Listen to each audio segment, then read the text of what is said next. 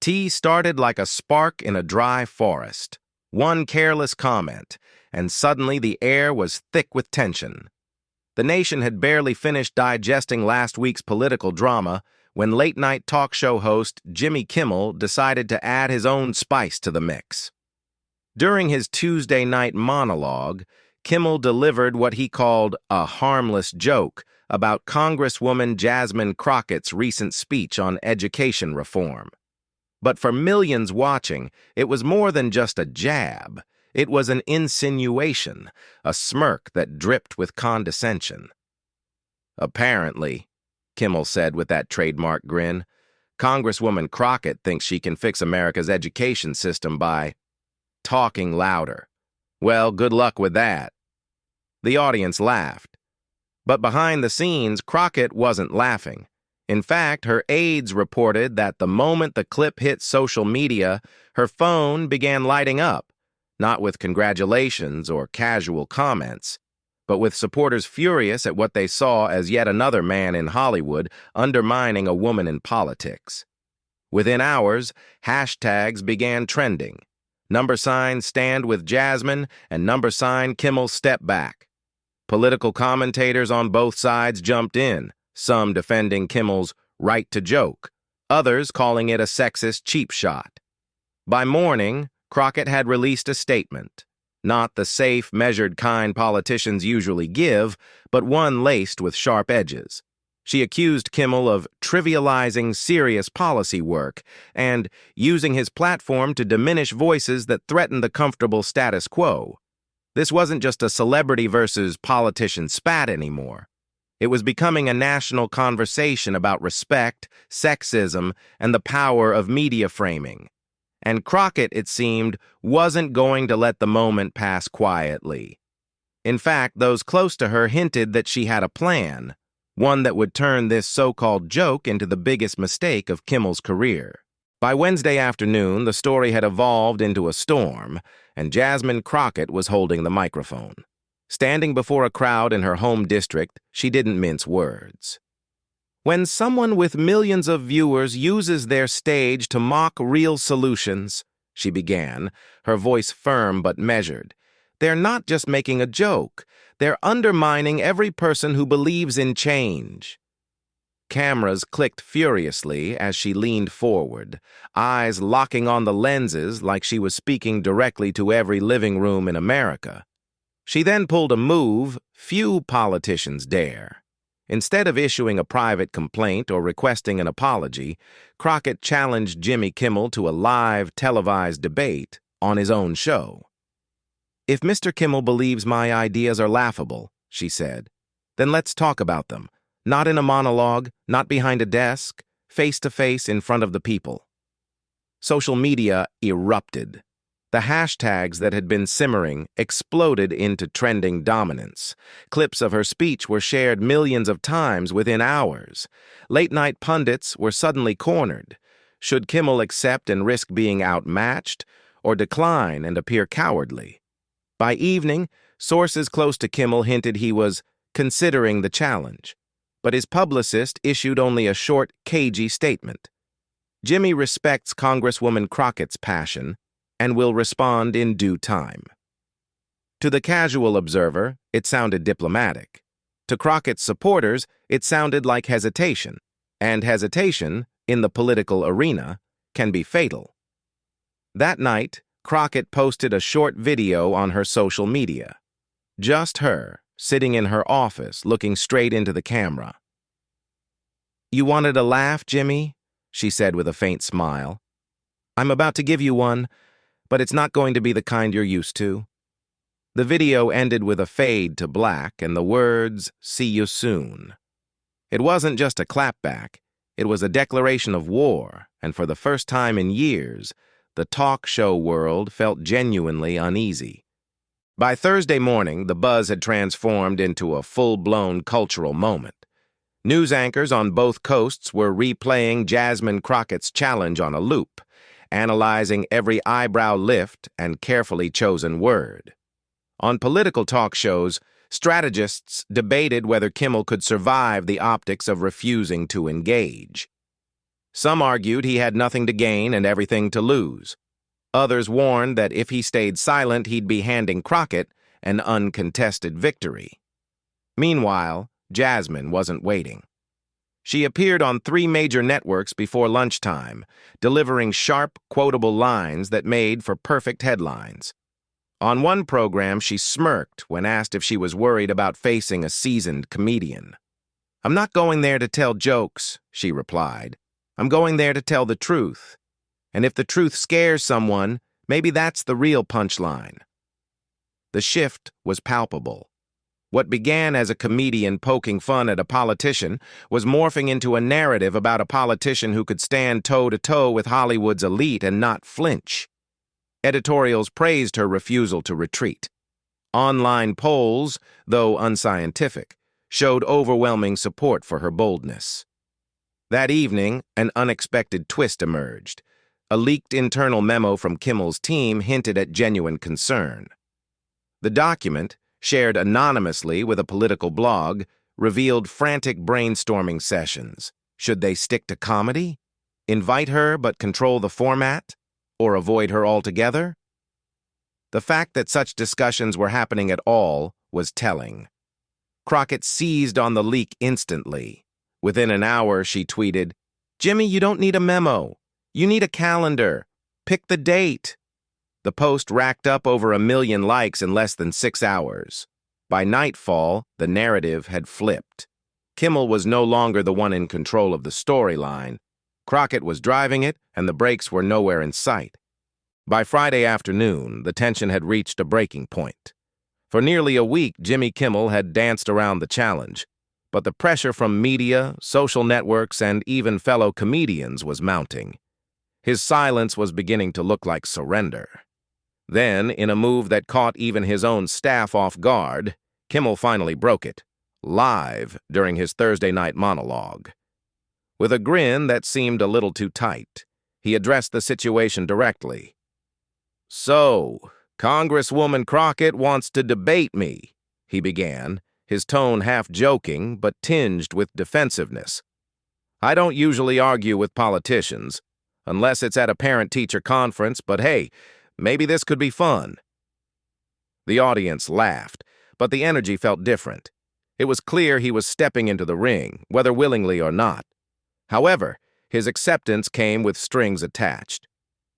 "If we do this," Kimmel continued, "we do it my way. My studio, my format, my questions. And yes, there will be a laugh track." He smirked, as if daring Crockett to refuse. By the next morning, headlines were split. Some saw it as a confident counterpunch, Kimmel reclaiming control. Others criticized the conditions as an obvious attempt to tilt the playing field. Social media dissected every word. Supporters of Crockett accused him of trying to turn a serious debate into a late-night sketch. Jasmine's response was swift and devastating. Appearing on a morning news segment, she looked straight into the camera and said, "Jimmy, if you think the truth needs a laugh track to make it bearable, then maybe you're the punchline." The clip went viral in under 2 hours. Behind the scenes, producers scrambled to finalize the terms. The clash was no longer hypothetical, it was happening. The date was set. The nation would watch. And somewhere, in the middle of it all, Kimmel had to wonder if agreeing to Crockett's terms, unspoken but undeniable, was the biggest gamble of his career. The night of the debate arrived with the kind of electric tension usually reserved for championship fights. Outside the studio, protesters and supporters gathered in equal numbers, waving signs and chanting slogans. Inside, the set glistened under stage lights, a strange hybrid between a news panel and a late-night talk show. The audience was packed, not just with regular ticket holders, but with political commentators, celebrities, and enough cameras to turn every twitch into a viral clip. When Jimmy Kimmel walked out first, the cheers were loud but noticeably mixed. He gave his trademark wave, that blend of charm and sarcasm, but his eyes scanned the crowd with an alertness that suggested he knew exactly how high the stakes were. Moments later, Jasmine Crockett emerged from the opposite side of the stage. She wore a crisp, bold-colored suit and carried herself like someone who had already written the ending. From the very first question, it was clear this wasn't going to be light entertainment. Kimmel opened with a jab about politicians never answering straight, but Crockett countered with precision. "Jimmy," she said, "you've built a career on punchlines. I've built mine on getting things done. Tonight, the audience will decide which one matters more." The line hit hard, and a murmur rippled through the room.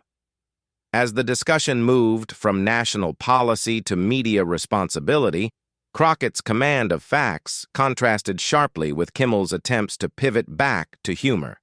Each time he tried to steer toward a joke, she redirected the focus, making his wit feel almost out of place. Viewers at home lit up Twitter with reactions.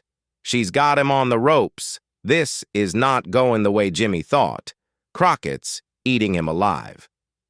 Midway through the debate, Kimmel attempted a scripted comedic bit, complete with a preloaded graphic on the screen. Crockett didn't flinch. "That's cute," she said, "but maybe we should leave cartoons to Saturday morning and talk about reality." The audience erupted, and for the first time, Kimmel's smile looked forced. The momentum had shifted entirely. Crockett wasn't just holding her ground. She was advancing, step by step, turning every exchange into another win. By the second half of the debate, the shift in energy was impossible to ignore. Jimmy Kimmel, usually the master of pacing and audience control, was visibly rattled. His jokes landed with dull thuds, followed by awkward pockets of silence. Jasmine Crockett, on the other hand, seemed sharper than ever, her voice steady, her delivery razor-precise. The turning point came when the moderator posed a question about the role of media figures in shaping public opinion.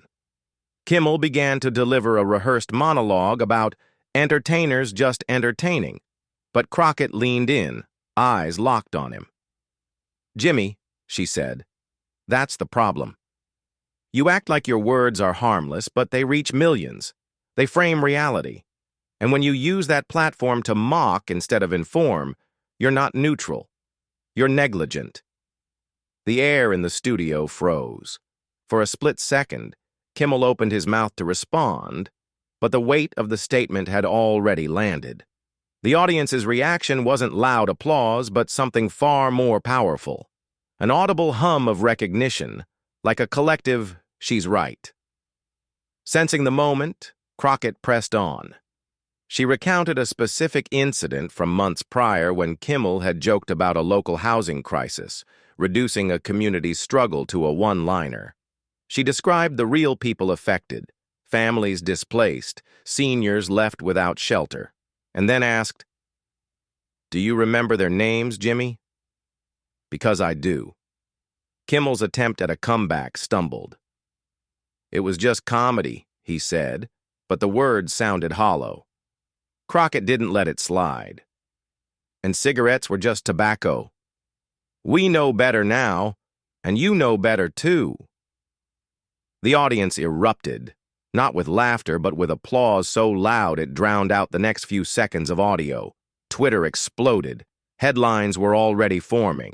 Crockett schools, Kimmel on responsibility, late-night legend outclassed on live TV.